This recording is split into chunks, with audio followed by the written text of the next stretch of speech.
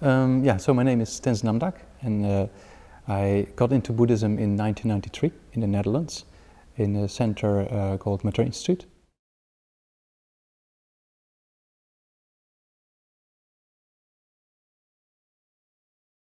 And I was a student in hydrology, and like every normal student, you try to enjoy life the best way you can, with going to parties and study the best way.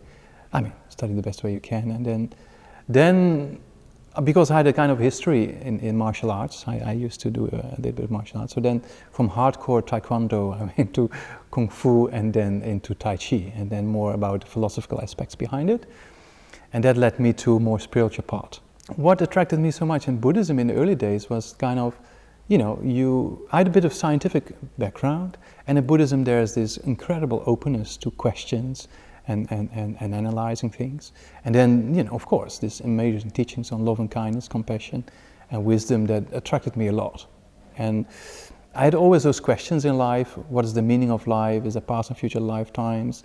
Why are some people suffering more than others?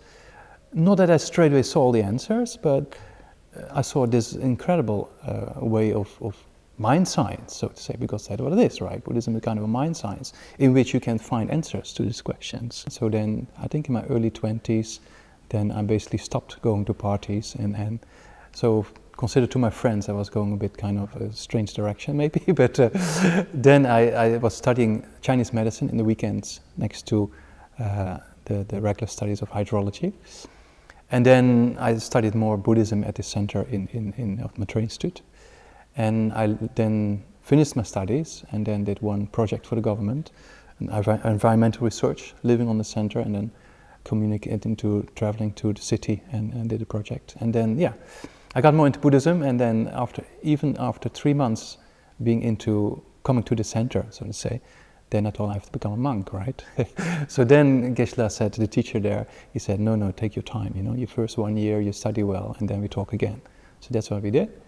And then on the advice of my own teachers, including Lama Zopa Rinpoche, I then decided to go and do the traditional program, meaning within the Tibetan language, study like 2 decades of in-depth philosophy and psychology in Saraje monastery in South India. And then I graduated there, and then also after 20 years, and then did about 1 year studies on the Vajrayana in Gyume College. And that's brought me actually after the graduation. Then Lama Zopa Rinpoche asked me to come to London to the center in Jamyang Buddhist Center, and that's why I'm here.